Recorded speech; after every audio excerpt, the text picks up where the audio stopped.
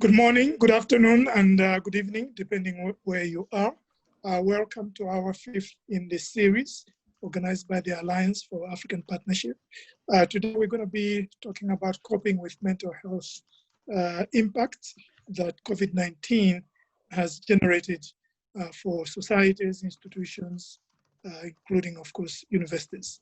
The mental health of students, staff, and faculty had emerged, of course, as a major issue for universities around the world long before COVID-19. This reflected the stresses of dealing with rapid and unsettling changes in the economy and social life. In universities, this was compounded by financial and academic pressures. Universities responded by strengthening or establishing counseling services, other support for students, staff, and faculty. COVID-19 has exacerbated mental health issues as universities closed. Many students, faculty and staff lost family members, or family members became sick. There's been, of course, rising unemployment, which compounded insecurities of ability to pay bills and tuition, and for health, housing, and food, and career prospects.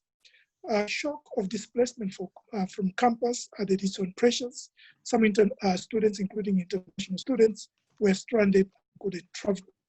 There were universities and students that could transition to remote distance teaching and learning, and others, of course, couldn't because they didn't have the infrastructure, the devices, and access to the internet, adding to more pressures. For faculty and support staff, the erasure of the line between work and home and maintaining work-life balance has intensified. Even before COVID-19, surveys and studies indicated more higher education reporting high incidences of stress, anxiety, and other forms of mental illness. As the British newspaper, The Guardian, put it, universities have become anxiety machines where excessive pressure to perform has been normalized. They struggle with excessive workloads, audits, contract employment, and work performance management outcomes that are often untenable.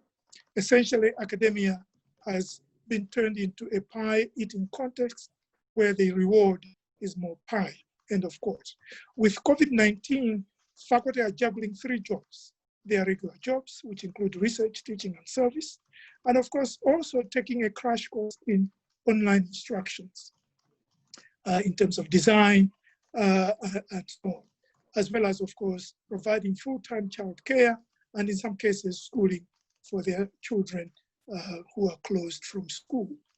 According to an April survey by Active Minds, a national mental health advocacy group in the United States, students say the COVID-19 crisis has negatively affected their mental health. 1/5 say it has significantly worsened.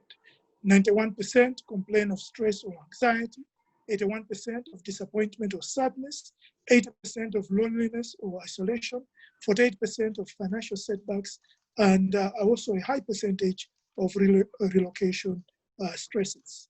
For many students, uncertainty is at the root of their pandemic-related distress. They've lost their usual coping mechanisms. Students, of course, can text or call their friends, but it's not the same as getting together for a movie night on campus. Classes, for many of them also can feel like an uninspiring imitation of the real thing. They miss the physical aspect of being in a classroom and engaging their colleagues as well as faculty. This is probably, of course, true in other countries, although this data is from the United States.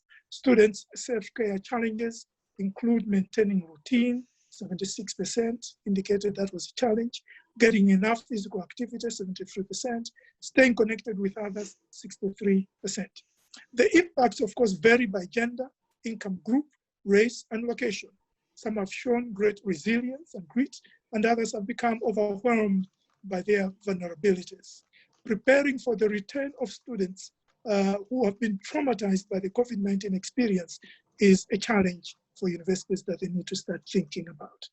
Interventions, of course, are being made, and we're going to hear more in this discussion. Campus leaders are worried about the pandemic's psychological fallout. In a survey by the American Council on Education, 41% of college presidents said the mental health of students was among their most pressing pandemic-related concerns. 35% of the presidents said they plan to invest more in mental health services. Measures for students have included teletherapy and reaching out to students, hiring more counselors, although that's challenging because of limited resources in this environment. Establishing resilience courses, programs, and training to help students and employees with sophisticated mindfulness routines and basic survival mechanisms. Providing students available, reliable online resources on mental health. Using online teaching more effectively by ensuring that classes are conducted in a way that are inviting and not as threatening as they might, some people might want them to be. In other words, trying to use low-tech and mobile-friendly technologies, tempering expectations, sharing your story as a faculty member, offering support and resources, creating opportunities to process the moment, and having a self-care, self-care and modeling self-care for the students, and practicing inclusion for students with disabilities. Measures for employees, as noted in an article in the South African paper, Mail and Guardian, indicates that you need a multi-pronged approach when it comes to the employees, developing effective prevention strategies, raising awareness on the issues and causes, and improve management of mental health, conducting webinars that draw in experts on mental wellness, as well as developing an online resource bank that people can tap into at a time that is convenient for them, creating opportunities for employees to voice their struggles, whether it be through surveys, forums, or dialogues, where anyone can help identify, and of course, preventing stigma against mental health issues. Welcome to this session. We're going to hear more about how universities are handling these issues in their own institutions, but also how they are assisting society in dealing with these issues in terms of, as we all know, with regards to the wider society, you hear reports of increased domestic violence, increased gender-based violence, increase in certain crimes, including cyber crimes. And the universities, of course, have a role in all this, in providing mental health services in conjunction with other providers in society, and undertaking research on mental health and providing policy interventions. Our presenters, there are 4 of them. The first is Professor Ruthie Rono, who I'm very proud to say is my colleague here at the United States International University Africa. She's a Deputy Vice Chancellor responsible for academic and student affairs, and she's also a professor of psychology. The second presenter is Lamine Ndiaye, Professor of Anthropology, University Cheikh Anta Diop. And then the third is Jonathan Novell, who is at Michigan State University working for Health for You consultancy. And then finally, Lucky Odirile, Director Career and Counseling Center, University of Botswana. Welcome to this conversation, which I expect will be very rich with insights. I was joking before we started the session that all of us are feeling all sorts of pressures, and we will benefit. Certainly, I look forward to learning a lot about how we can cope with some of these challenges. So welcome to the forum, beginning with Professor Ruthie Rono. Good morning, good afternoon, good evening, participants.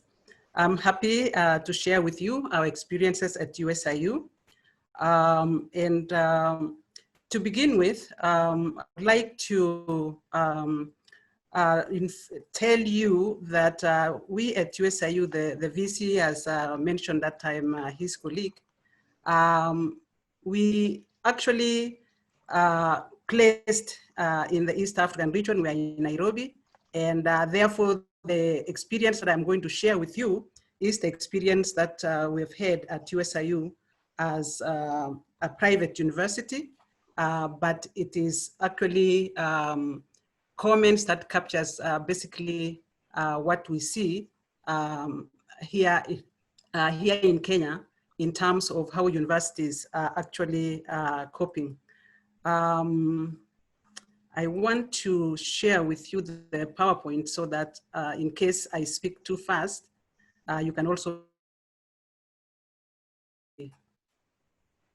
actually reading what I'm sharing with you. although I'm trying to enlarge and it is not picking up. I'll just share it as it is. So to begin with, USIU is a non-profit private university that was established 50 years ago. We have about 7,000 students on average in every semester. 15% of these students come from international countries, 71 different countries. We are accredited in Kenya by Commission for University Education, and also in the US by Leading Commission WASC, which accredited schools and universities in the western part of the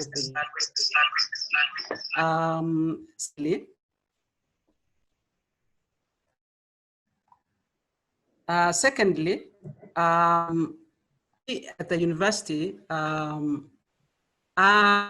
fortunate that most students live within Kenya or the East African region, with the other countries all world. And therefore, a lot of the students, when the pandemic happened, did not go back to their countries. Many of them remained, but some traveled to their countries. So in terms of the impact of the pandemic, Kenya, the first was announced in March, and that is when we were at level 1. And we started at that particular time to engage in various university interventions to prepare ourselves what might happen. From the one case on that March, that a lot of university communities began to be very anxious. In fact, within classes, face-to-face, all our classes have been face-to-face for the most part, although we do blend it with online continuum. So when the COVID-19 happened, then a lot of students were very concerned, mainly about contamination, about what we're going to do, whether we are going to close the university, until when the announcement was made by the government, close universities and schools by the end of that. So as 17th, immediately migrated online. Preparation, therefore, even to the community to raise awareness about the pandemic, to share the various information that's government from the Ministry of Health, and placed it on social media pages, placed it on our website. There would be no erroneous or information about the pandemic or even about the university. We also took advantage of the WHO, US Center for Disease Control, and other great sources for information about the pandemic, and also shared the same with the university. We also put in place a university-wide team, the occupational safety and health, and also included faculty who are experts in both counseling and also the whole area of health, so that we can benefit from their expertise to inform how we were preparing our community, how we were preparing ourselves to deal with the eventualities of the pandemic. In terms of the health, mental health issues, the counseling service department, of course, were continuing with their work initially as usual before we closed the physical presence on campus. And they were handling students with various different types of ordinary, normal adjustment issues, as well as those which needed much more deeper therapy. So once we closed and once we went online, there were very many concerns, both by students, faculty, and staff, about the perception of their health safety, about or fear of contagion, fear of even traveling, because our campus is mostly non-residents. We only have 257 students who stay on residence currently at that time. And so the majority of our students are actually commuting. So the fear of coming to school, the fear of getting into public transport, and the fear of being exposed to passengers in the public transport who may be affected. So a lot of these basically were the initial shock and reaction of many of our members of our community. Mainly fear of them catching the disease, fear of them not being able to come to campus. And so the initial fear, of course, escalated when now we went to full-time online classes, where the fears now began to be, what happens if I don't have a device? What happens if I don't have the network? What happens if, for example, there's a blackout? So most of the time, the students' fears were mainly surrounding, once we went fully online, was surrounding issues to do with connectivity, not having a device, power blackouts, and what would happen if that happened in the middle of the class. So many of the students who sought reassurance, who sought assistance from the counseling center, were mainly issues to do with anxiety and the fear of not being able to complete their classes. And some of them are in the graduating class. So if I don't finish, what will happen to me? I'll not be able to actually graduate. Others were afraid of the technology itself in terms of having full skills on how to navigate online.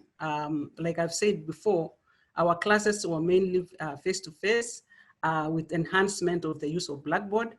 And therefore, most of our students were not familiar with full online classes. We did carry out a lot of training for them to reassure them, to give them skills. And therefore, their fears were not unfounded, because when you go fully online, they had to attend classes online, they had to do discussions online, they had to do assignments online.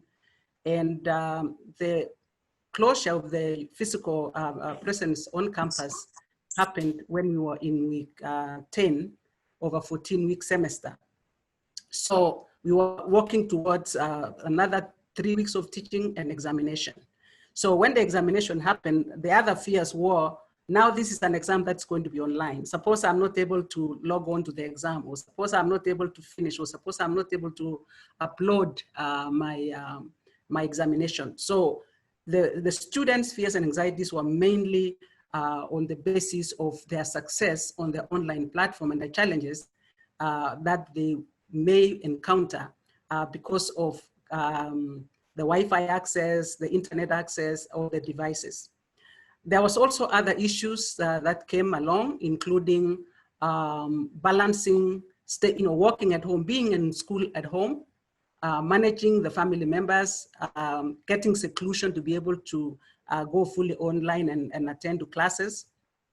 Some of our students are, mature students, they have children. Some of them were continuing to also work from home.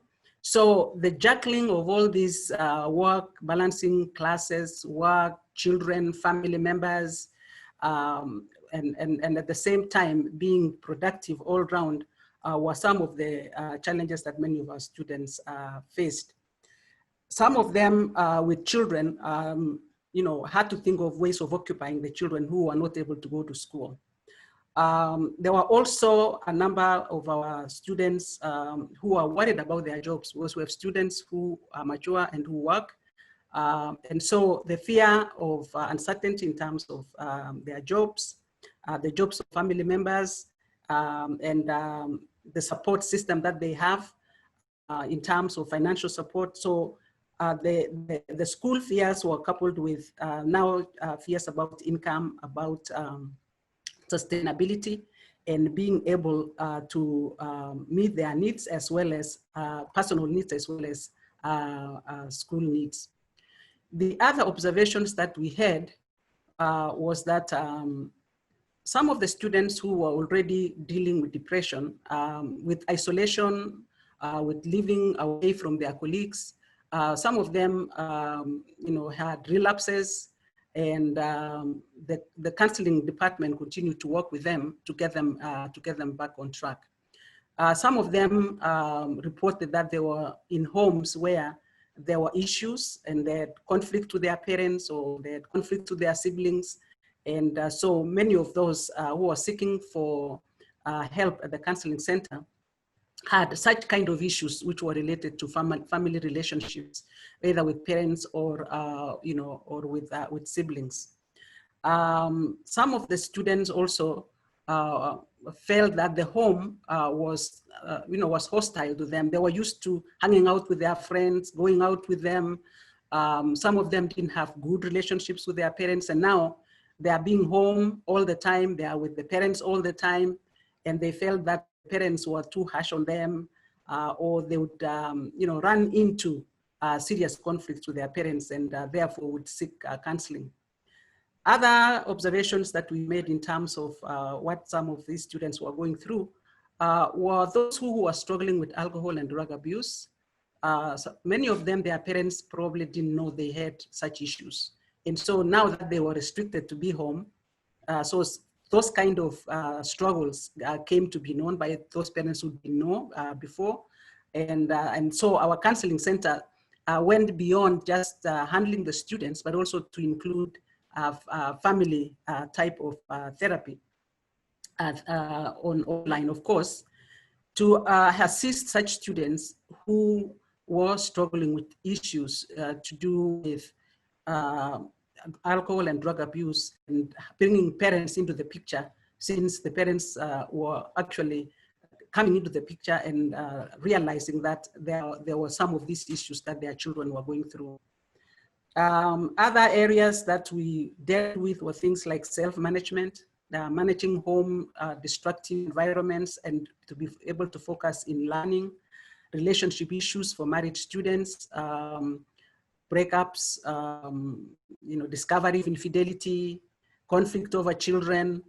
And so at the end of the day, we concluded that we need to do much more in really working with parents and helping them to develop skills, especially in healthy parenting, healthy interactions, flexibility, positivity, because we found that the way they interacted with the students whom we saw in counseling affected the students' mental health as well as their performance in learning. And in this part of the world, parents pay fees.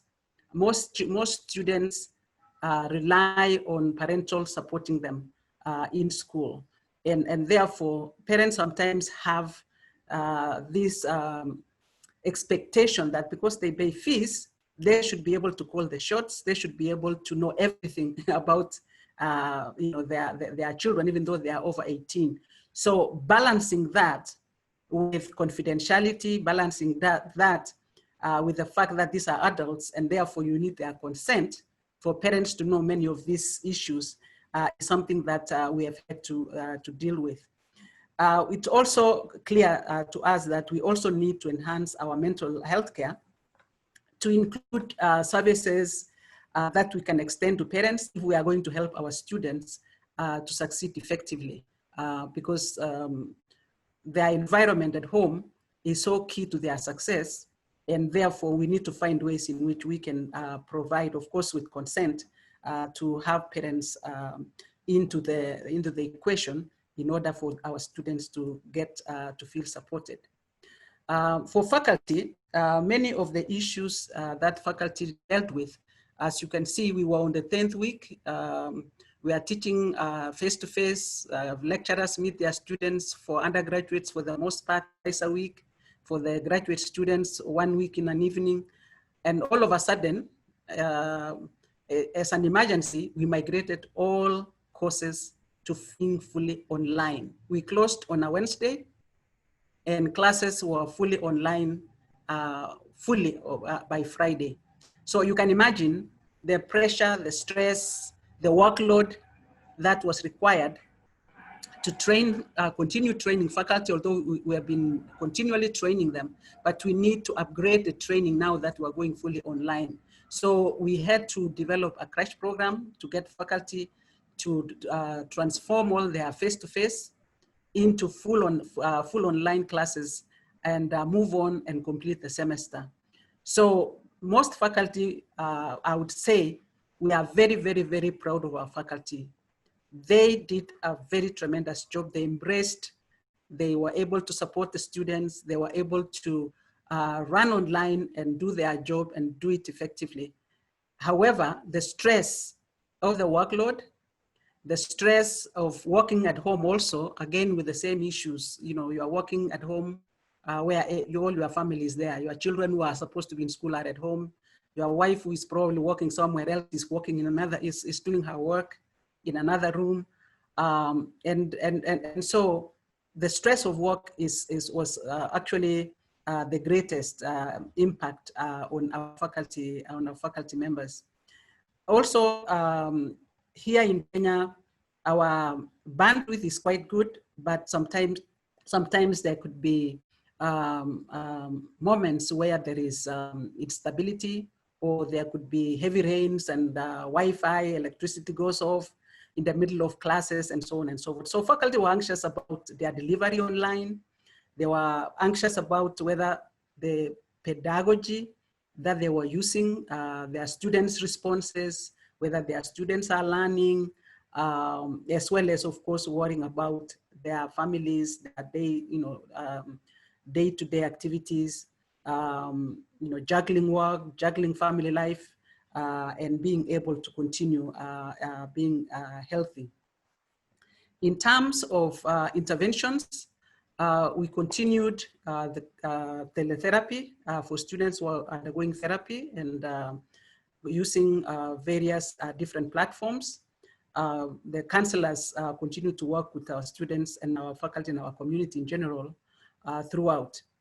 We also continued to continually communicate information about the pandemic, as well as information on how to manage stress, how to manage physical symptoms, how to recognize those symptoms, where to get help, how to tell when you are saturated and you need to take time out.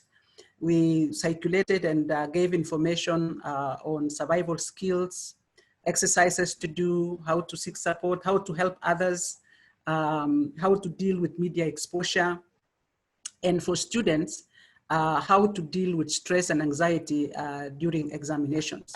So all these activities, we are still carrying out many of these activities in different forums to continue giving support to our members of our community.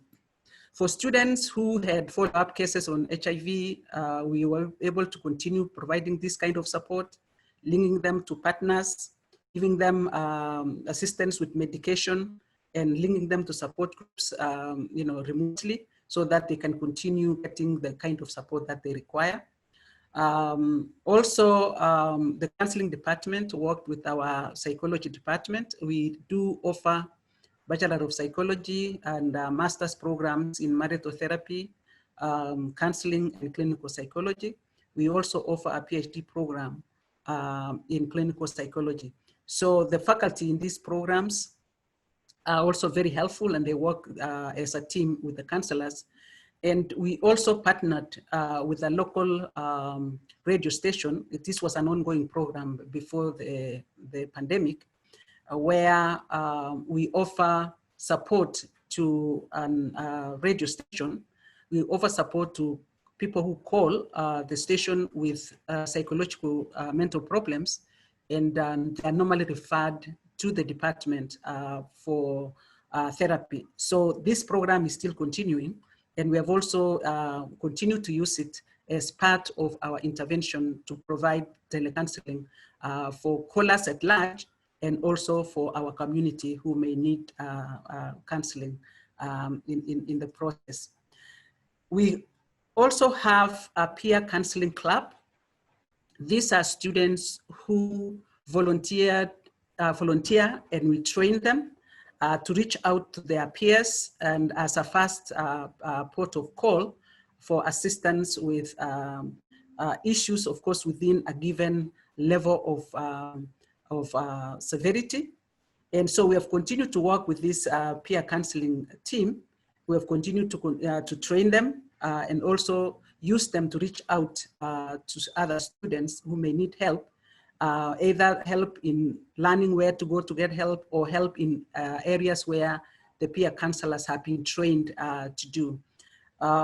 This training also included a joint session with one of the universities in the US, where they discussed ways of coping with COVID, how students can cope with COVID-19 as one of the means in which we empower them to be able to reach out to other students. Our Vice Chancellor, Professor Zeleza, also took time to call each and every member of faculty and staff to really find out how they are doing, and give them support, hear their contributions towards how we can cope with this pandemic, and also as a way of reassuring them that as management, we care about their welfare. The same was also done by each divisional head to be able to have an open door of really supporting our staff, our faculty, and ensuring that they are safe. In terms of lessons learned, here in Kenya, and I think for those of us who come from other parts of Africa, there is still a long-standing stigma around seeking mental health. This is something that as a university, we are actually pioneers in the training of psychologists. And over the years, we have seen change, we have seen improvement, but there's still a long way to go to have our citizens to embrace counseling, psychotherapy as a means of handling mental health. So we still have a long way, and we still continue to champion the acceptance of counseling, psychotherapy as part of one's mental health. So we'll still need to continue doing this even within our community. Coming for counseling, seeking mental health care is something that is not readily embraced. So we still have a long way to go. In terms of going forward, I think we still need to do some kind of study to inform us really how are our students coping. How much is what they have been going through going to affect their long-term mental health? We can assume that they are okay because they come to class and so on and so forth, but I think we need to do further research to find out really how they are doing and what this has, what implications this has for their future coping. We also need to find out how we can build, we need to build resilience. We need to continue training on coping strategies for our members of our community. Overall, this pandemic, we have not seen the end of it. And so we need to build coping strategies. We need to help people find help, and we need to know how they are doing so that we can continue provide that support that they need. What we also learned is that communication on a regular basis to the community in a clear and consistent and caring way is very important. Otherwise, small issues, small problems can flare up because of the stress and anxiety that people are experiencing. And so the need for communication, constant communication, constant checking up on our constituencies is a good thing. And also, showing caring, showing empathy for what they are going through is important, because we may know that our faculty are going to class, for example, but we may not know, maybe some of their spouses were retrenched, for example, they no longer have jobs, or they have family members who may be struggling with COVID-19 and we don't know. So it is good to continue reaching out, continue showing caring. Otherwise, we'll have a workforce who are actually stressed and depressed at the end of the day when finally, I don't know when that's going to be, we are open, we come back to campus, we find some of us never survived or are mentally affected to an extent where they will not be able to be effective. So that's all I have to share, Chair, for now. Maybe if there are any questions, I'll take it at the end in the program. Thank you so much, and back to Professor Zeleza. Thank you. I think Professor Rono has covered a lot of ground. I will not attempt to summarize in the interest of time. So we'll now go to our second speaker from UCAD, Cheikh Anta Diop University. Please go ahead.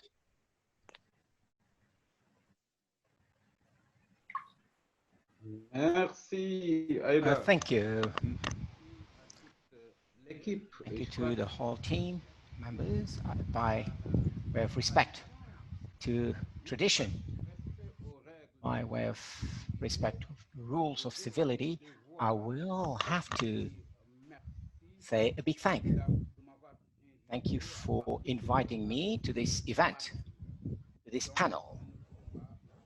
Without any doubt, this is timely and very rich.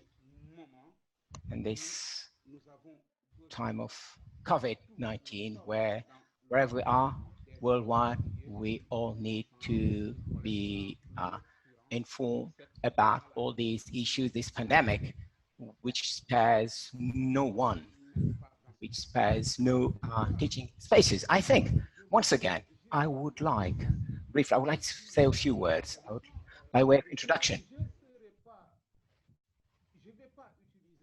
I'm not going to be using or borrowing the voice. There's a problem with his microphone. Sorry, there is a problem with Professor Ndiaye's mic.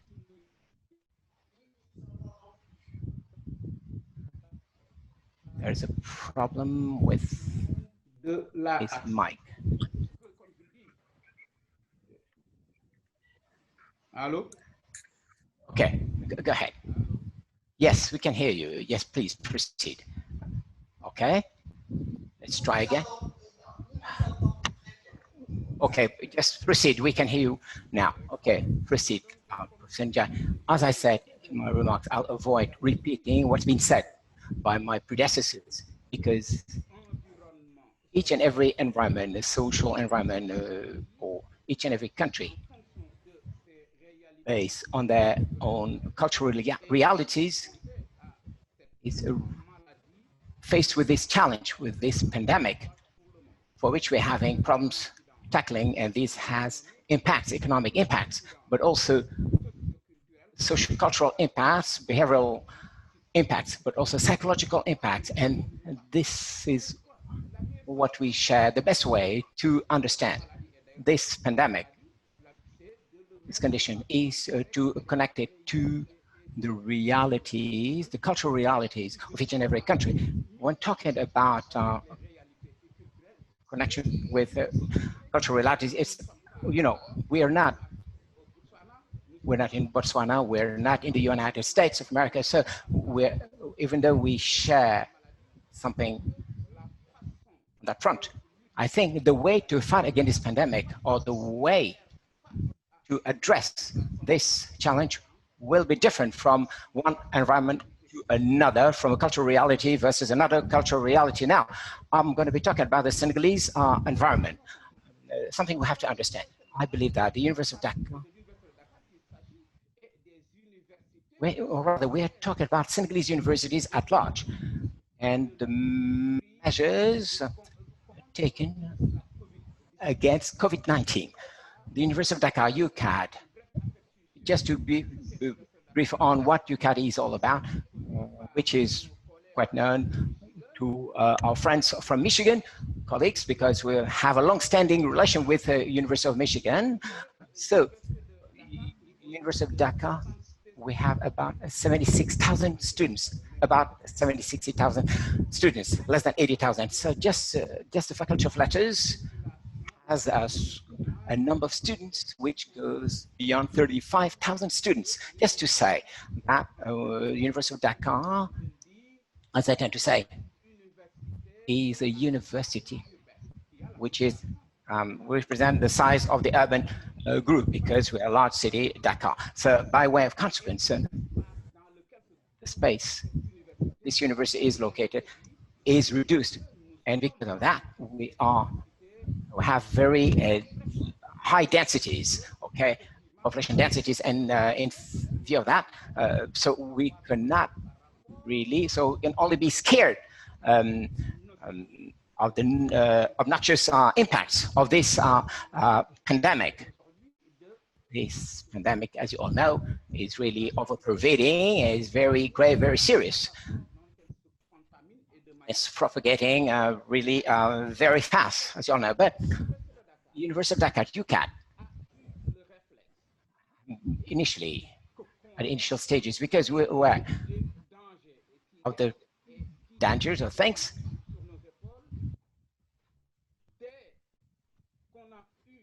immediately after,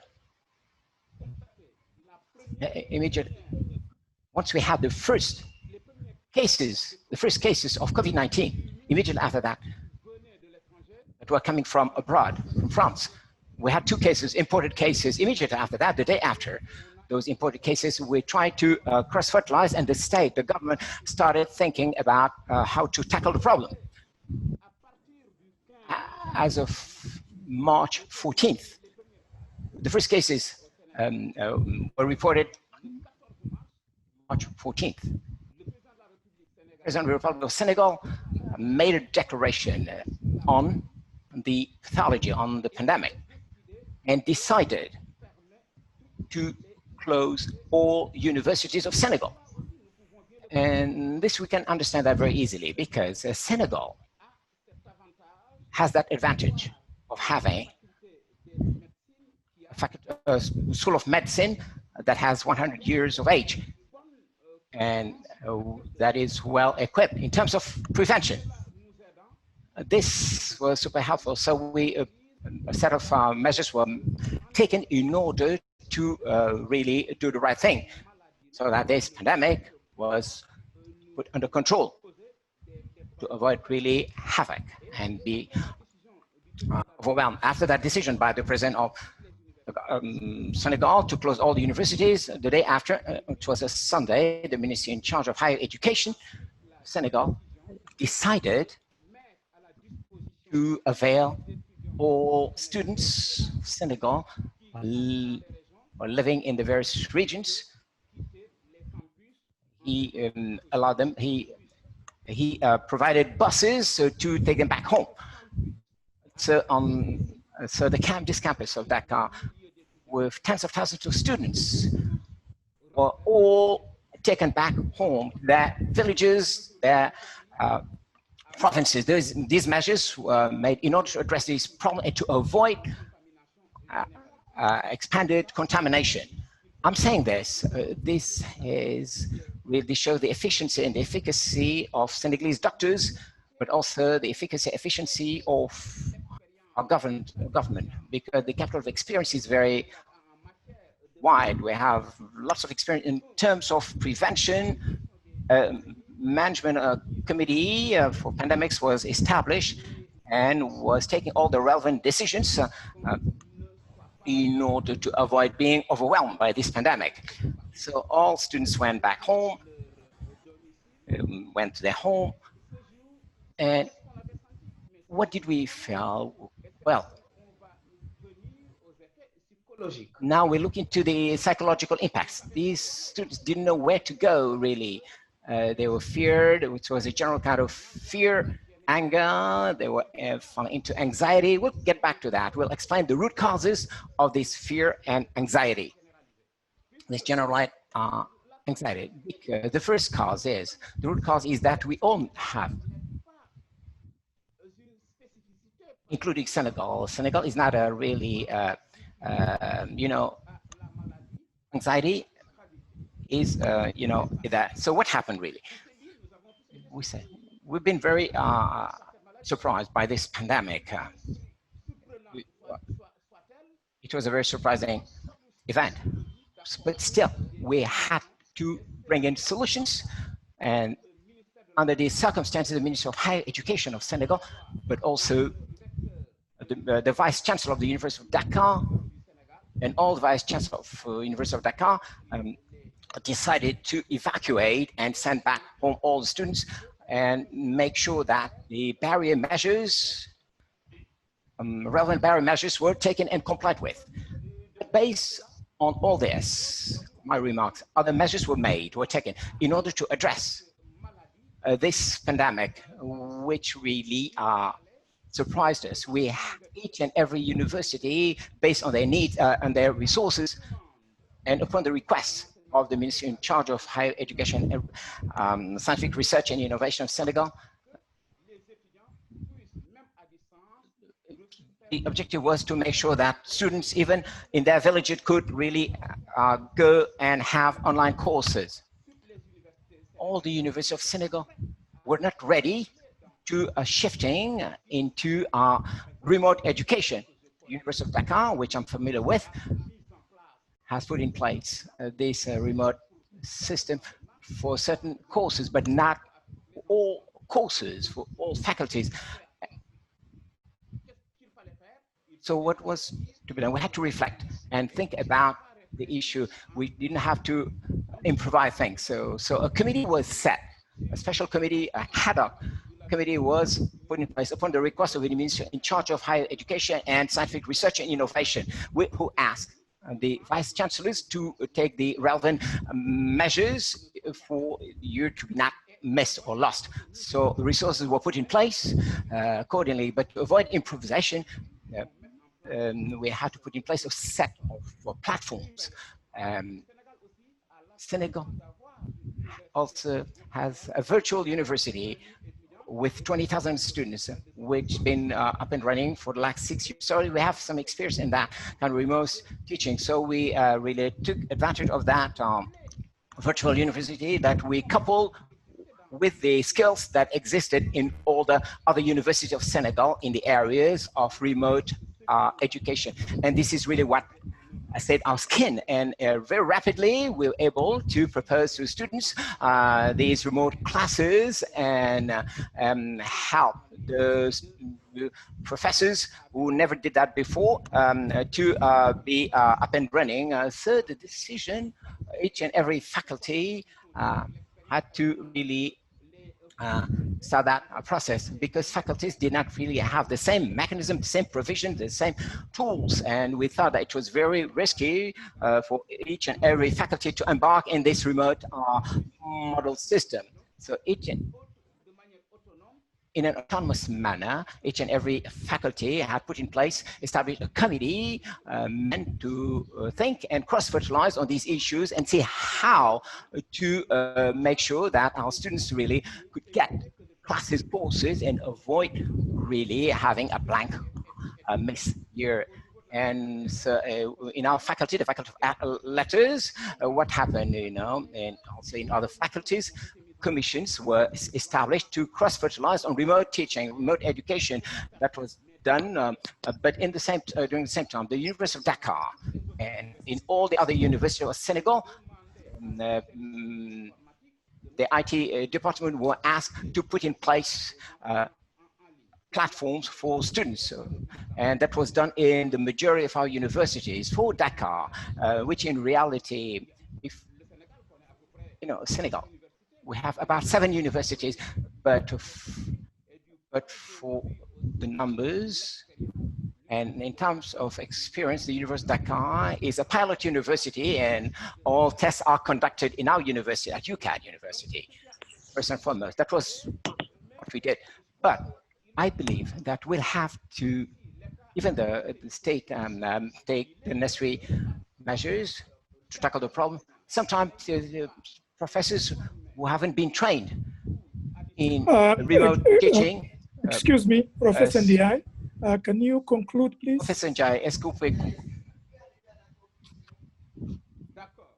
Okay, thank you, Prof. Now, lessons learned. In my concluding remarks, I was about to conclude the lessons learned, because I talked about the Senegalese experience, the Dakar experience, but this pandemic, what can it teach us? We have in the future, we'll have to establish distance learning system. This doesn't mean that we'll be converting our university into remote teaching platforms. We already have one, but we'll make sure that we have this added option for students to have the possibility to having a traditional face-to-face teaching system, and at the same time having the possibility to go to embark into remote education. So now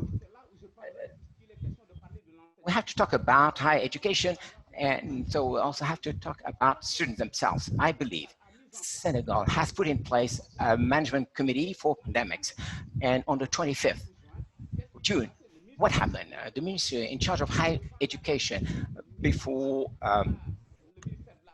the forum put in place by the Minister of Health, informed the population on measures to be taken. Promises were made, and those promises were applied with by, complied with by all universities. Now, we've been confronted with a problem. Students have made a declaration that was on the 25th of June of this month. They said that they don't want to miss the year because Senegal has had missed years in the past, but also they're not willing or ready to having remote classes because they say that they have colleagues or peers who live in remote places where they have connectivity problems, internet problems. I think, and now I'll conclude. The first problem, the true problem, is that we have to recognize that the Senegalese state government has taken the necessary decision to support students, but in view of the surprise, in view of something that we were not prepared for, there may be fears, but for the Senegalese environment, there is more fear than bad, even though courses are put online, and for most classes, the minister said that in September, all classes will start again, and maybe final solutions will be found, and maybe face-to-face classes will start again. And this is what our students are really expecting for, and we hope that we'll be ready by that, by September, and we'll really everything will be up and running. I think I'm almost done. I would like, once again, I would like to stop there. I would like to send a big thank you to all. We've been honored and humbled to be here and attend this event, this panel, which is really timely and of high quality. Once again, thank you. Sorry for being too long. I'm done. Thank you. Thank you very much, Professor Ndiaye. If I can ask Professor Jonathan Novello to speak, and if you can speak briefly, because I think a lot of the issues have been covered, so we have enough time also for Lake Odirile to make a presentation. Jonathan? Absolutely. Thank you so much for having me. Good morning and good afternoon and good evening to everyone. I will try to speak very quickly here and kind of get my stuff out. So yes, my name is John Novello. I'm a counselor with the Employee Assistance Program at Michigan State University. What I'm going to focus primarily on today is talking briefly about the impact that the pandemic has had on faculty and staff at our university, and then speak sort of larger about how that has impacted other universities as well. Real quickly, to talk about what employee assistance programs are. Many people aren't aware of this. Employee assistance programs are a benefit that's available to many institutions and universities across the country and across the world. They offer essentially primarily counseling services for all faculty and staff at universities. So faculty, staff, graduate student employees, retirees, and then the benefits eligible children and the spouses and partners of those folks. But they, in addition to counseling services, employee assistance programs have always and historically also offered a number of services, from critical incident debriefing to support groups, management and employee consultations, wellness coaching, departmental services where we'll be asked to go in to speak to a department about stress management, those kinds of things, and seminars and trainings for resiliency, parenting, relationship health, those kinds of things. But primarily, prior to the pandemic, our services really have been focused around counseling services. We provide short-term counseling services for all MSU faculty and staff that request it. We were fairly busy. We were primarily doing that. We've been doing that for, I've been here for 15 years, and it's the primary service that we have. And then occasionally we'll get asked to do other kinds of services like these departmental things. So at the beginning of the pandemic, we started to notice that there were these, I would say that we kind of break this down a little bit into phases. There were these different phases of the impact that the pandemic has had on the employee grouping so far. The first stage was really around uncertainty and instability and adjusting to the work. The world got very unsafe and uncertain, and people struggled with that. And with uncertainty comes, as many people here have said, just anxiety, and people struggling with anxiety. People struggling with working from home, dealing with lots of loss, and with loss comes grief, transitioning from home to work, or from home to parenting and trying to deal with that, being at home and parenting at home, and all the things that have already been mentioned, all that. And that lent itself to a lot of intensity and anxiety, and people were really struggling with that. The other thing I would say is that maybe that hasn't been mentioned here, that with the notion that there were some people that were considered essential workers and some people that weren't, there was a lot of a separation between what was sort of becoming thought of the haves and have-nots. There were staff members who were required to stay on campus and continue to have to work, while their colleagues may have had to go home. So for example, there were staff that had to, many students actually couldn't leave yet. At the beginning of the pandemic in March, there were still many months left till the end of the semester, and many students couldn't go home. So as a result, those students still stayed in the dorms and had to be tended to and had to be fed. So many food service workers had to stay on campus and needed to, because those students needed to be fed. And as a result, I think there were 3,000 students at one point early on that still couldn't go home. So as a result of that, there were all these workers that had to stay on campus, and they were very frustrated. And often, in addition to the anxiety of just getting sick and all the other things that people were struggling with, these were workers that were beginning to feel resentful, and they were beginning often to feel that they were expendable. And so that was a really hard thing on the work staff in that case. So that was sort of the beginning stage, this big period of uncertainty and instability and just adjustment. The second stage really was around fatigue and people just getting exhausted and tired of this. This had been going on a long time. And with that came new realities and new fears. The financial realities started to kind of creep in, a recognition that the university was going to have to respond by reducing some kind of, reducing their budget and finding ways to pay for things. And so there started to be fears around furloughs, fears around layoffs, pay cuts across the board. And that continues to this day. Faculty began to become really anxious and frustrated because they were having research that was just sitting there. Their research was sometimes just sitting there, and there was concern that that wasn't going to be able to be tended to. There was worry about funding. So there was a big financial kind of fear that started coming in addition to the weariness and the fatigue that started happening. Now we're in this stage where we're really beginning to think about reopening, and that brings with it a whole new set of feelings of uncertainty. And again, chronic anxiety, fear, panic, worry, people worried about getting sick again. Right here in our community, there's been another bump, and it looks like we might have a second wave coming soon here in the East Lansing area. Faculty are really unclear about how to teach, and that creates a lot of angst and frustration. There's a lot of lack of clarity about how that teaching is going to happen. And so you can see another sort of set of anxieties that are starting to creep in. And there's so much more to say about that, but again, I'm trying to be very mindful of time. So I'm happy to answer questions later about this in more detail.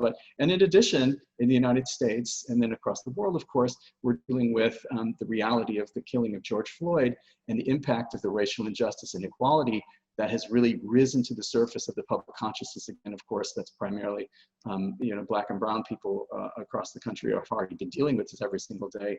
And so people who aren't Black and brown, like this pops up in their mind again, and this becomes something that lots of people are wrestling with again. So this is the range of kinds of symptoms and struggles that people are dealing with and have been dealing with in just the few short months that we've been struggling and dealing with all of this. Real quick, I want to just show you, this is a graph of the cases that we've been seeing in terms of the presenting problem. So you can see that since the beginning of the pandemic, our primary presenting problem that we're getting is anxiety at 19%, followed by work concerns at stress at 16%, and then general stress, not necessarily related to work, depression, relationship concerns, and it goes down from there. And I want to show you this in comparison to a year ago. So a year ago, we had our primary work stressor was, or our primary reason that people were coming in to seek individual counseling really was around work stress, with anxiety following it second, relationship concerns, family concerns, and depression wasn't all the way down until 6th. And if you look at that and compare that to today and what we've seen in the last 3 months, and by the way, I should say that that chart from a year ago really is reflective of what it kind of always is. It's roughly hangs around in there. But now we're dealing with anxiety has jumped to the forefront, and that's the primary thing that people are coming in for, followed by work concerns and stress. And then depression has jumped from 6th to 4th, right? So we're seeing a really significant increase in the numbers of cases of depression and the numbers of cases of anxiety in just the last 3 months. And that's a pretty significant bump. In addition, I would mention that we also have a new thing that's showing up that really didn't show up much before. It doesn't even show up in the top 10 of our cases, is what we call health anxiety. So people coming in with specific anxiety about health-related issues, and that shows up at about 6% of our cases, okay? So in terms of how we've responded to the emotional needs of the university, you know, the first challenge was really shifting quickly from in-person counseling to remote counseling. I think Dr. Rono spoke to this too, and this is a challenge that all mental health providers had to kind of get around and get to quickly. We had luckily been dealing with Zoom for some time because MSU has an extension program where we have campus or other satellite offices across the country and across the state. So we had some familiarity with this, but it was a big challenge to switch to entirely everything that we were doing was to be providing individual counseling online. Generally, that was pretty successful, but there was some clients that really struggled with that, and for different reasons related to privacy and different kinds of things, some clients were uncomfortable with that. But generally speaking, most people got around it, and it's been generally pretty successful. What we started noticing, though, really quickly, which was really interesting, was within the first couple of weeks of the pandemic, we weren't sure how many people were going to be seeing us, how people were going to respond in terms of requiring individual counseling. And what we saw was there was a pretty noted drop in the numbers of requests that we were getting for individual counseling. However, there was a huge increase in the requests that we were getting for departmental services and unit-based services and larger support sessions that we also would be doing over Zoom and remotely, something like this. And so that was a really interesting shift for us. Again, as I mentioned earlier, we primarily had been doing counseling sessions, and that was the most thing that we did. Right now, it really became, especially at the beginning of the pandemic, for the first 2 months, was a significant bump up in the number of support sessions that we were seeing. And that then allowed us to kind of sit back and get reflective about what other kinds of services we might begin to expand and create some opportunities for some new services, which began to include things like offering support groups and different kinds of remote learning opportunities to increase our staff's and faculty's resiliency and tolerance and ability to sort of weather difficult situations. That's been really interesting to see.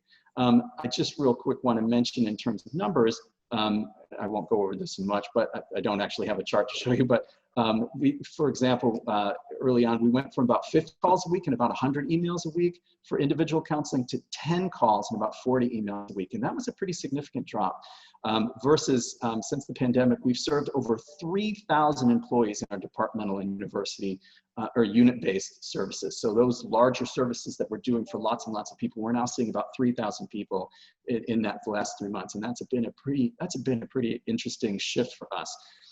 So that's that. Real quick, I belong to an organization that does my job, employee assistance folks who do this same work at different universities across the country and some internationally. And they've really seen the exact same thing that we have, which has been really interesting. In addition to their quick transition to online services, they also saw, especially initially, a significant decrease in the number of clients that were seen for individual sessions and a significant increase in the number of requests for support sessions in those larger departmental sessions, which has been really, really interesting to see that across the board, it doesn't matter the university or where we are in the country, that we're seeing a lot of the same kinds of expectations and requests for services. All of us are generally beginning to see a slow increase back in, oops, sorry, plans for moving forward and future challenges.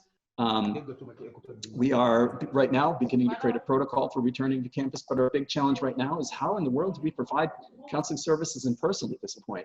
You know, I can't imagine honestly doing counseling services with a mask on like this. I can't imagine, you know, part of what we do in mental health work is look at people's faces. And so there's a challenge in terms of thinking about how we actually, practically speaking, if we're going to be in person, what we're actually going to be doing there.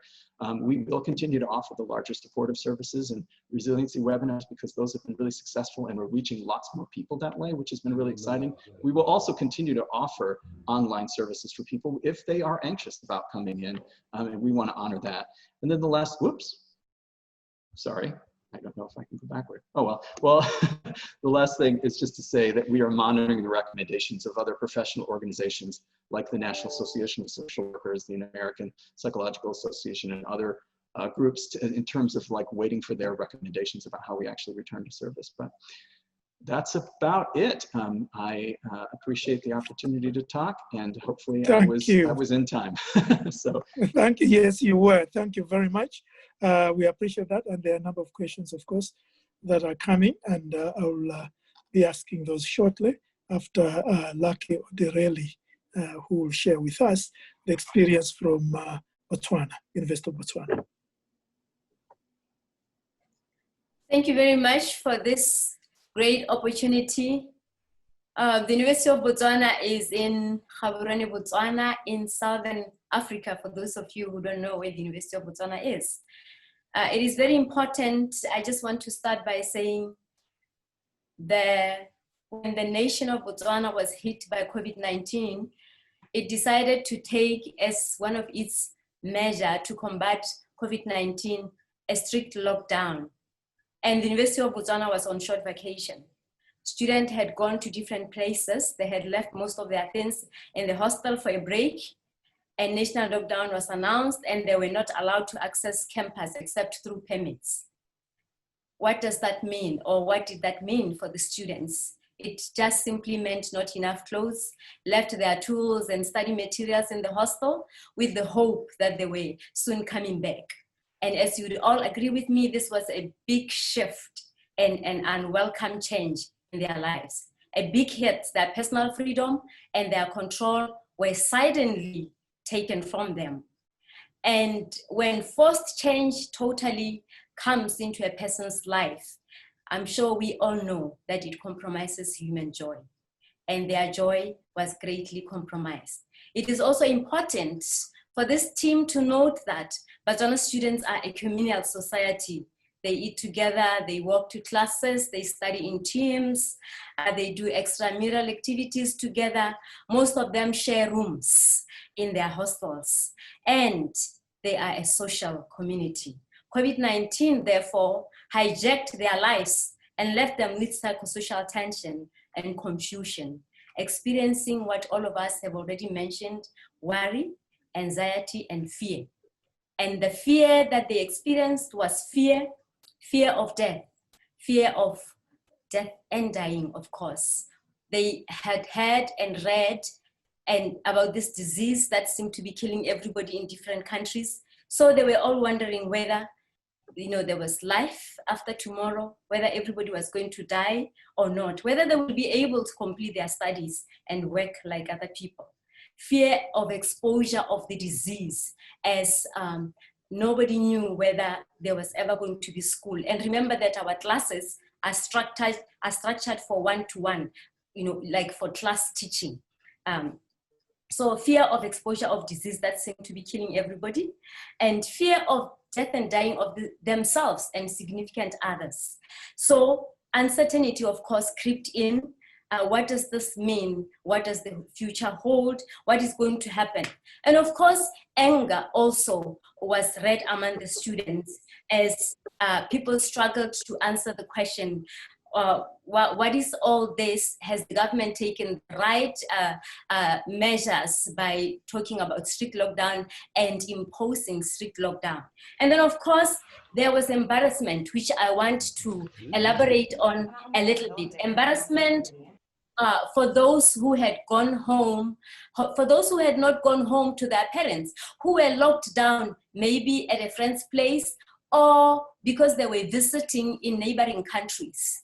There was also stress and pain for international students who had gone home with the hope of returning to the university briefly. And like I said at the beginning, had left their belongings on campus.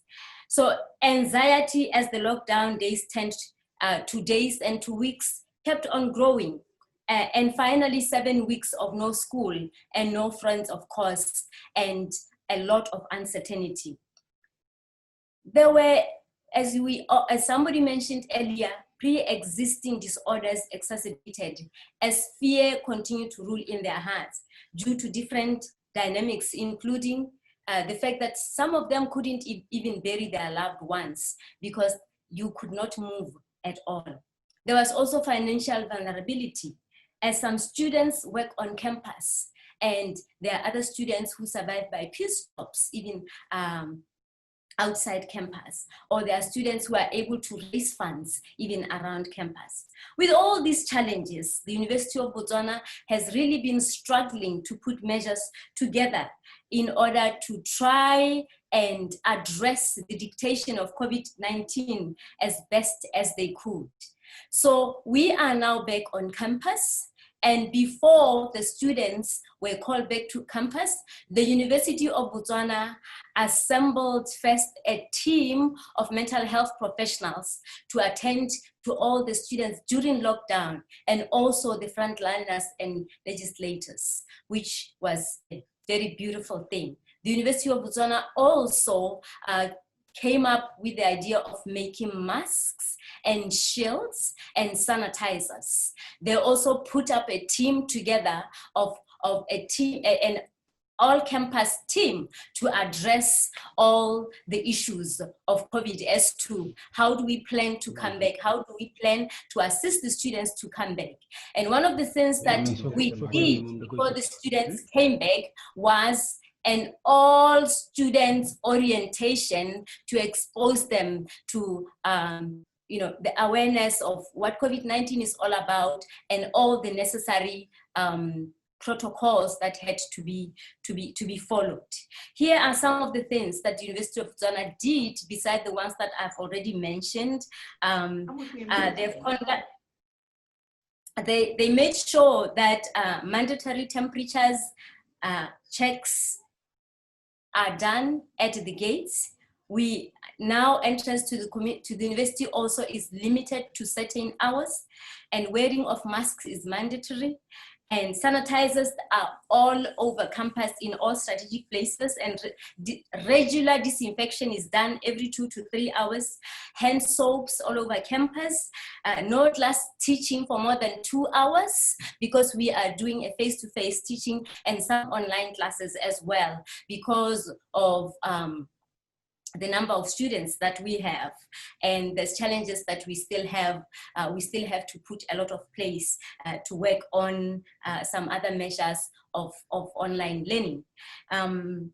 No class teaching for more than 2 hours, and of course we sought for larger spaces in other buildings and in other campuses. There's no gymnasia, stadium, swimming pools, all those sports activities have been closed. How are we responding as the careers and counseling and as the mental health professionals to COVID-19? We are doing debriefing for staff and debriefing for the students, and as well as assisting the nation on debriefing.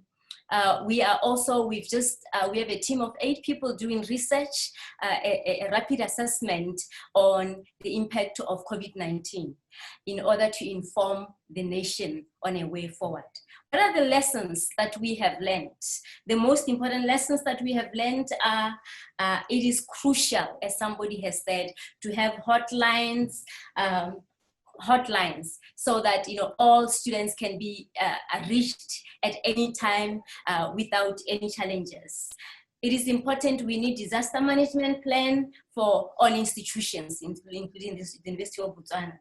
Online lessons will soon be a norm, and thorough preparations has to be done, in our campus to address all on-campus learning issues. It is important that we continue to empower our students to seek help and assistance from all the mental health. Hello, please. It is also important to note that the University of Botswana has continued to attend to its international students who are on quarantine. As students enter the country coming back to attend classes, they are quarantined. And so the psychosocial team that I spoke about takes care of the students' psychosocial needs. The University of Botswana also is doing the best that it can to make sure that international students are also taken care of. As you would guess, there are some international students who did not go, who were locked down right here in our country. So there was also social welfare to make sure that these students were comfortable. I continue to talk about lessons learned, the importance of public health policy to define psychosocial behavioral objectives. And of course, we've also learned that it is important, it is very important to make sure that mental health is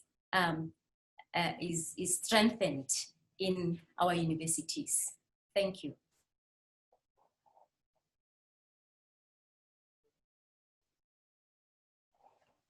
Thank you for that presentation. We all learned a lot, particularly about what to do when students come back. Now we are open for discussion. I have some questions that were asked before the session started, and others that are being asked as we listen to our panelists. So I will ask the panelists to respond very, very briefly to each of these questions. I'll be directing some questions to specific people, but everybody, of course, has a chance to contribute. We have about 20-25 minutes of discussion. So the first question is, how can graduating seniors, those graduating in the summer 2020 or fall 2020, manage the anxiety that comes with job searching given COVID-19? And if I can start with you, Lucky, to give us any thoughts you might have on that.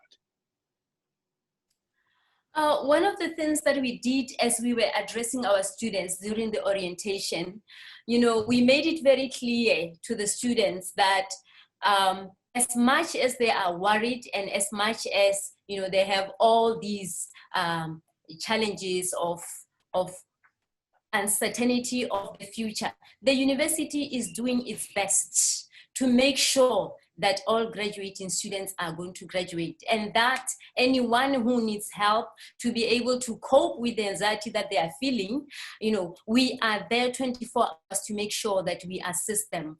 With us, for example, we have on-campus counselors.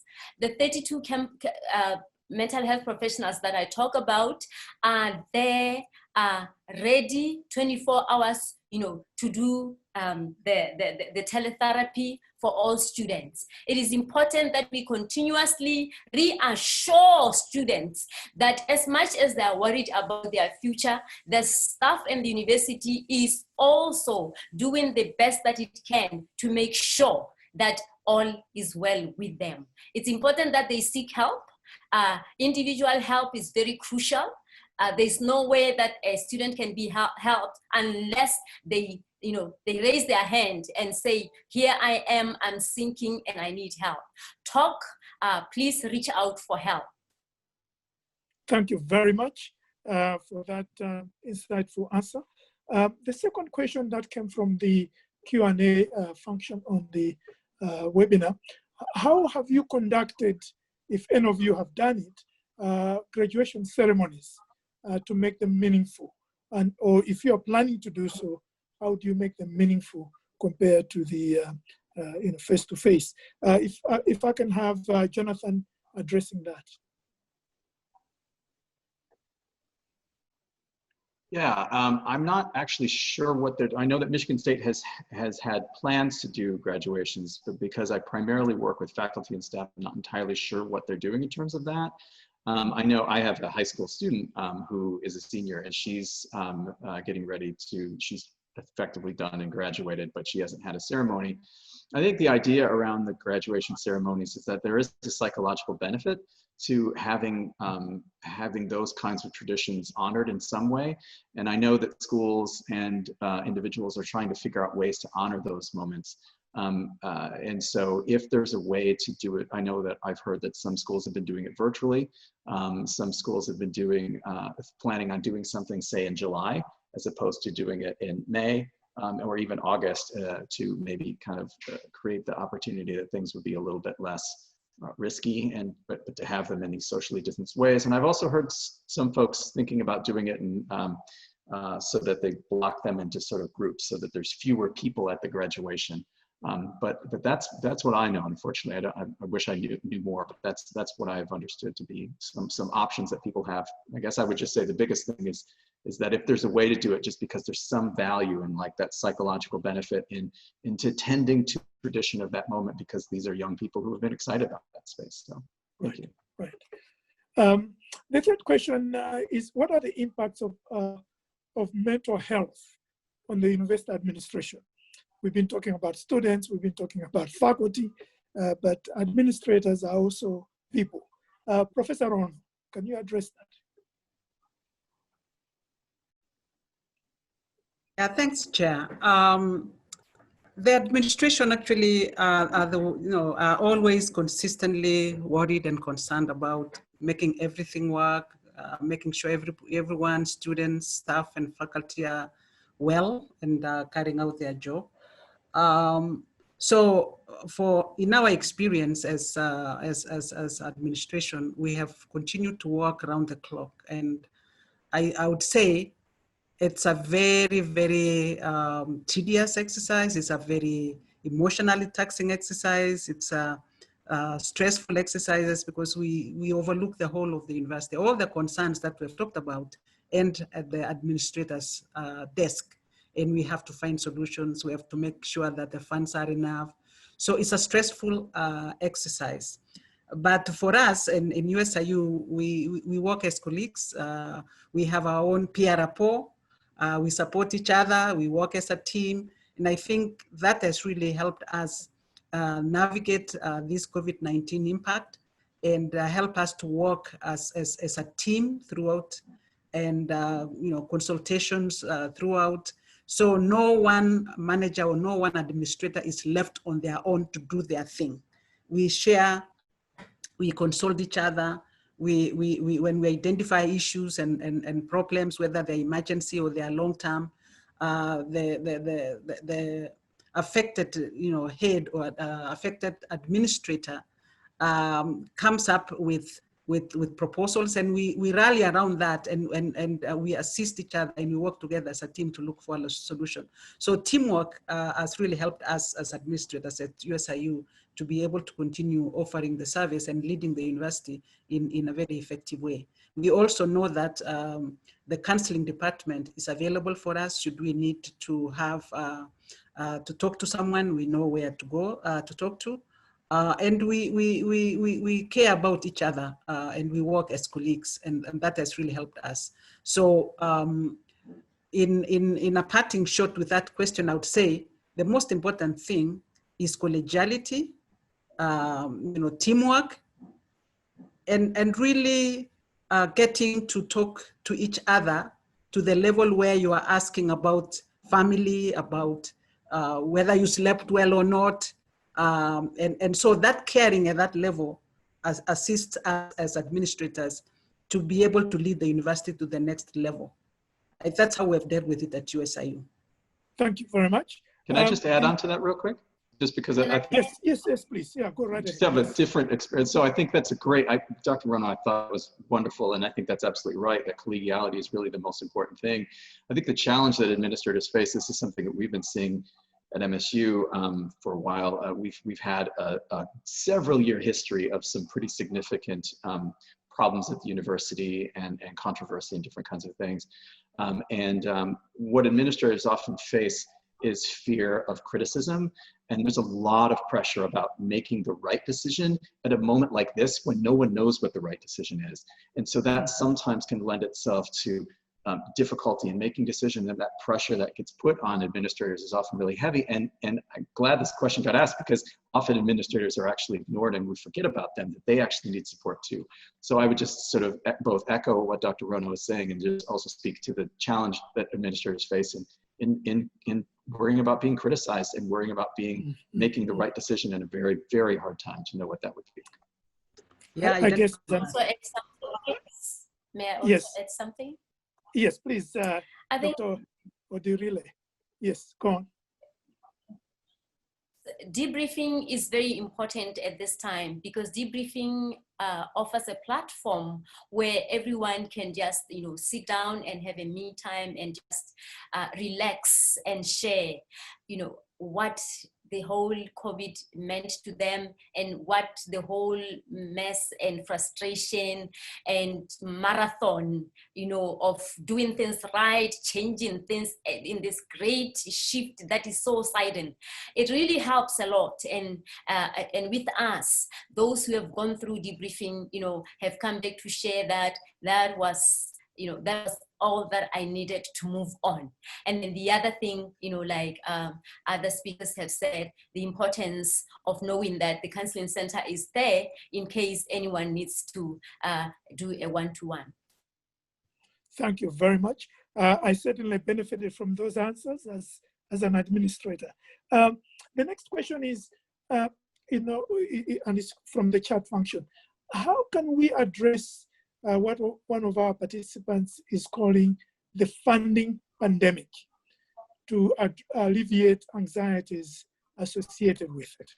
Because a lot of people, a lot of students, faculty, staff, because of extended families, are facing a lot of financial issues. So how do we address that? If I can ask Professor Ndiaye to address that quickly. Voilà, merci, mais je voudrais juste vous dire, voilà. Moi, je voudrais juste vous dire que une bonne partie de la réunion m'a échappé et je n'ai pas suivi la conférence de Jonathan. Je n'ai pas suivi. J'avais un réel problème de connexion, mais je sais que, voilà. Mais bon, pour répondre à, voilà. Okay. All right. Thank you. The next question is, voilà, je vais l'écouter quand même après, comme c'est enregistré. Je vais voir ce qu'il a dit. Voilà, par rapport à cette question, moi je crois que... Go on. The question is, how can we address the funding pandemic or the funding challenges to alleviate anxieties associated with that? Because a lot of people, a lot of students, certainly, part of their anxieties is, where is my tuition going to come from? My parents, my relatives who supported me are facing challenges in terms of jobs and so on and so forth. So how do we address that?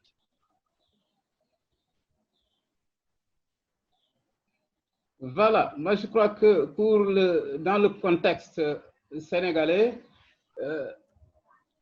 dès le départ, l'État a proposé un ensemble de solutions, surtout de manière générale, pour tous les Sénégalais, pour la population démunie sénégalaise. Mais par rapport à l'université Cheikh Anta Diop et les autres universités du Sénégal, la décision qui a été prise, c'est d'évacuer les étudiants en mettant à leur disposition un ensemble de bus. And they were provided with buses. Can I just ask the interpreters to change channel to English? Yeah, please change. Yeah, we can't hear. Yes, sorry. Yeah, technology. Okay, sorry. And yeah, go ahead. Professor Ndiaye, just to summarize in 1 minute so that we can move to the other questions. I'm sorry that the people who were on the English channel were not able to hear that. Please continue. Okay. Sorry, there's a technological problem. When I talk, I hear the translator. So there's, technological issue. I'm a bit, under anxiety. No, the solutions now. We have to ask students should be given resources so they can go back home. They should be given online classes, and most online classes, even though some of our students are saying that's not working properly, but the state, the government of Senegal, what we know, the Senegal has provided the relevant resources for students to remain in their home and be able to carry on with their remote classes. So this is what we've done. The ministry in charge of higher education also provided resources in order to allow our administration, for those who are now working on a daily basis, to remain in their home and do online work. Those who are coming to campus are only those whose role is really in desperate need, in dire need. Thank you. Thank you very much. I have a couple more questions or so, and we have about 10 minutes. I would like the answers to be very, very brief. What funding resources are available for initiatives that all of you have talked about in terms of psychosocial support services? What are the resources? So maybe we can start with you, Dr. Odirile. What are the sources available? The University of Botswana. L'Université du Botswana, eh bien, en tout cas, gère le problème de ses étudiants et de son personnel en leur fournissant des services de dependence. And then the team l'équipe was a combination of the efforts of the Ministry of Health and Ministry of Local Government and the University of Botswana. So anything that needed to be taken care of financially was taken care of financially by the University of Botswana. For example, the transport that we needed during that time to run around during the COVID era. But as of now, the Ministry of Health and Ministry of Local Government is likely, for example, to set up some of the hotlines that we have requested for psychosocial support. But the University of Botswana has used some of its funds, has channeled some of its funds to fighting the COVID pandemic. All these things that I'm talking about, the sanitizers,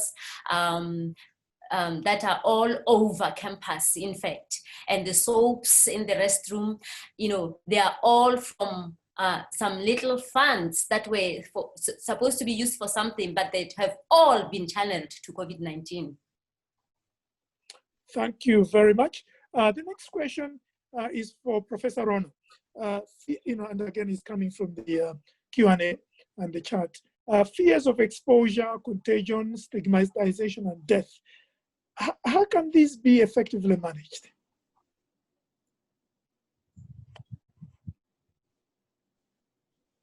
I think for us, it has been important, first and foremost, to share factual information about the pandemic, how it spreads, how it starts, and we use the information from WHO, from our Ministry of Health, from CDC, to inform our community about the facts about the disease. Secondly, we do a lot of information, again, that we send to our community that talks about self-help on how to deal with anxiety in general, stress in general, and we give our constituents contact numbers, telephone numbers, emails, and whom to talk to about if they are feeling or if they are having certain symptoms, whom they can reach to, for assistance. So I think that helps in terms of first giving the correct information, and secondly, helping our constituents self-monitor and symptoms where when they reach such a level, they can be able to reach out for assistance from our counseling department. For students who have shown symptoms that require further therapy, then the counselors do reach out to them and enroll them for individual one-on-one counseling. We do also run, the counseling center runs sessions, group sessions, which are informative in nature, that allows Q&A, that allows our students particularly to ask questions, to clarify information that may not be accurate. Even in terms of even their learning anxieties, like they have certain perceptions or misconceived information about certain things. So we provide forums for them to ask questions, to get rid of the myths and the misinformation. And when there are symptoms of severe conditions, then we refer them for further counseling. That's how we've dealt with it on our campus. Thank you. This one is for Jonathan. When free testing was offered, or people were urged to wear masks, younger and in some cases older people were resistant, saying they did not believe in testing, or they were not in an affected age group category. How can we approach this problem? And I know in the US, it's even become politicized. How do we approach this problem? That's a great question.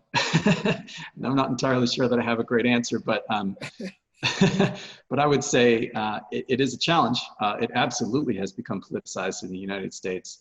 And there's so much to say about that. But I think the challenge becomes, psychologically speaking, where people sort of fall into sort of their understanding of what the mask means and wearing a mask and tolerance. I think as Dr. Rono said, and others here have said, you know, more information is always better, and giving more information, more factual information, and on a campus, you know, giving more information to faculty and staff and students. Students are hard, you know, young people. What we know about the developing young brain is that they often do feel invincible, and they often don't experience the anxieties that we do as adults, because their brain literally isn't in a place where it can take that information in yet. There's a lot to say about that. But so one of the things I think we can do is anticipate that there's going to be some resistance to that, and then set up things to encourage that. I've heard some things where in classrooms is if they're going back to in-person classrooms, that part of the grade is based on whether you wear a mask and you are participating with community-based thinking. Even in communities like, you know, to really encourage stores and restaurants and places to not have people come in without the masks, and that's hard because some people don't want to enforce those kinds of rules, and that becomes a question about enforcement. But somehow creating some incentivization, right, it is sometimes a way to think about encouraging people to do something that they don't maybe want to do. But that becomes a challenge. I think that, again, from an administrative standpoint, that becomes a real big challenge. And so, yeah, I'd be curious about other people's thoughts about that. Right. Let me ask Professor Ndiaye, you know, this came on the Q&A.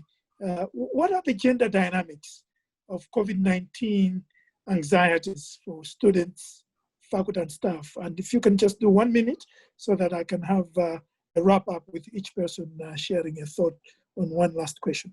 What are the gender dynamics?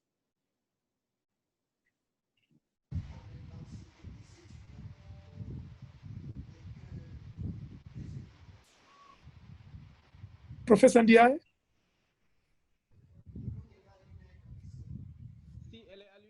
Yes, my mic is on. Okay, I can proceed. Okay.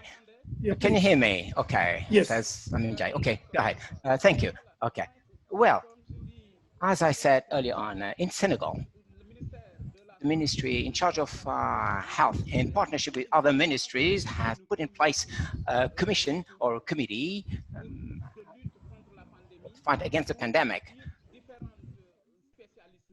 where various experts from all horizons will be playing a role. And day in, day out, via a forum, all types of information concerning the pathology is disseminated. Now, concerning the campus, we do not have a special problem because the campus is now empty. Students have gone back home, but what we can, the experience shows, or rather, in Senegal, we have the feeling, you know, students, as was mentioned by Jonathan, you know, younger generations do have problems really applying recommendations that are made by the elderly groups.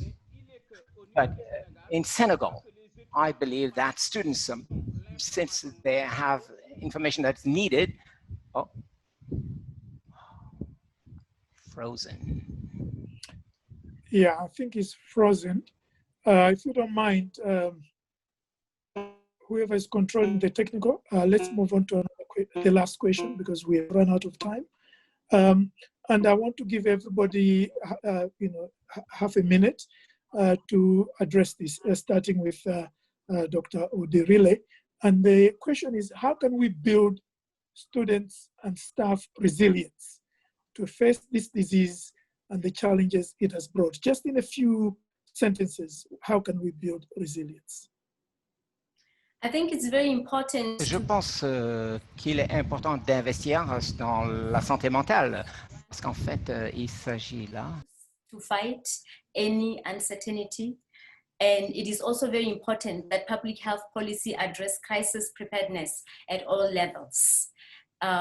If we invest on that, we will be able to make sure that as students come into our campuses from the very beginning, you know, we address the issues of who am I, what am I, where am I going in case of any disaster, how do I survive?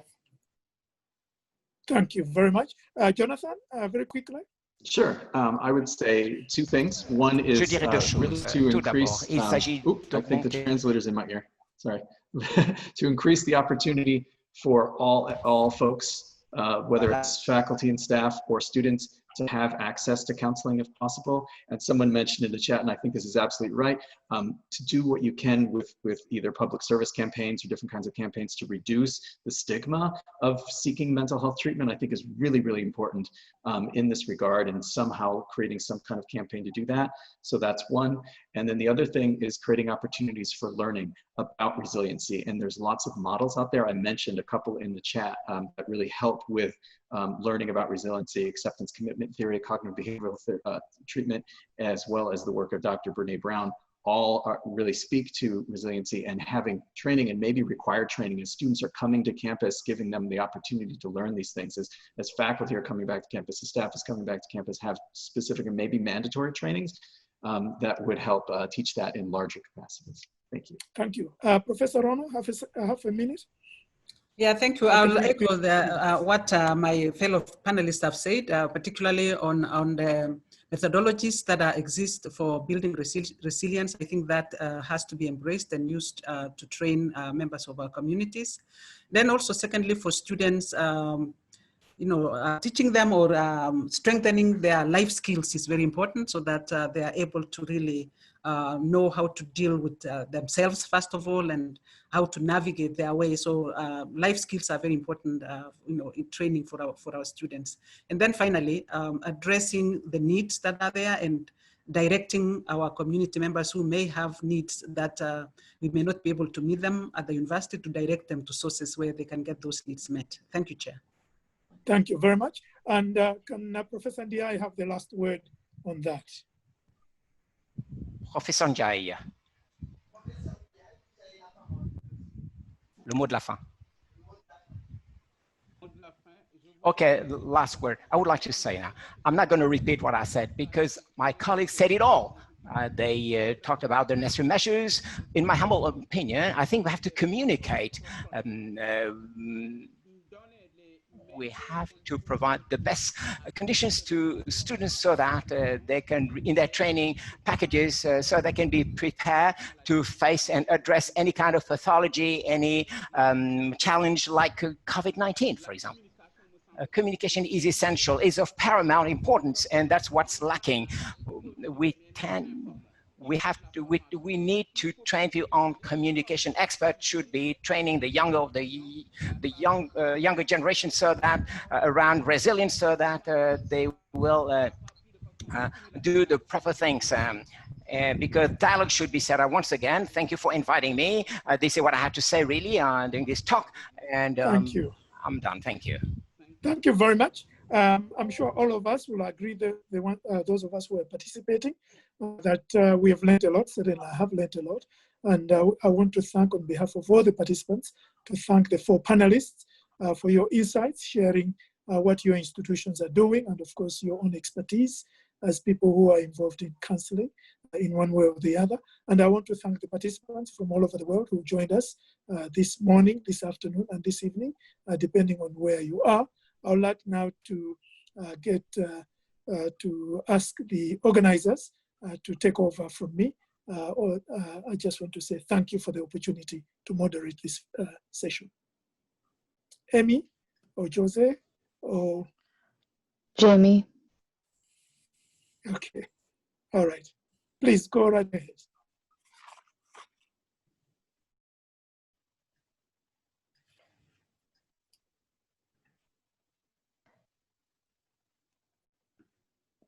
Jamie? Is anybody from MSU going to speak? Yes, yeah. I will. Professor Monson seems to be unavailable right now.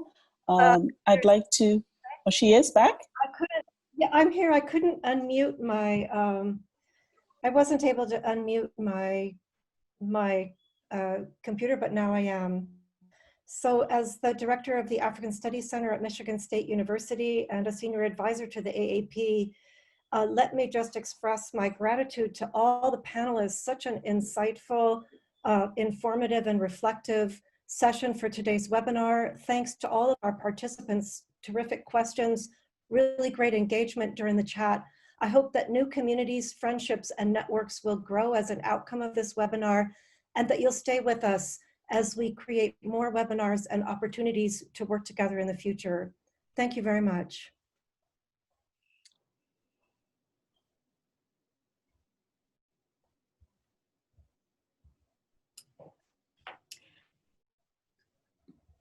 Thank you for giving us all this opportunity. So please. And Amy or Joseph, you want to talk about the next session briefly before people Yes, go? so, okay, yes, thank you. Our next dialogue will be on Wednesday, the 8th of July, same time, 8 a.m. EDT or 12 p.m. GMT. The topic is on COVID-19 impact in Africa and the opportunities for partnership and engagement.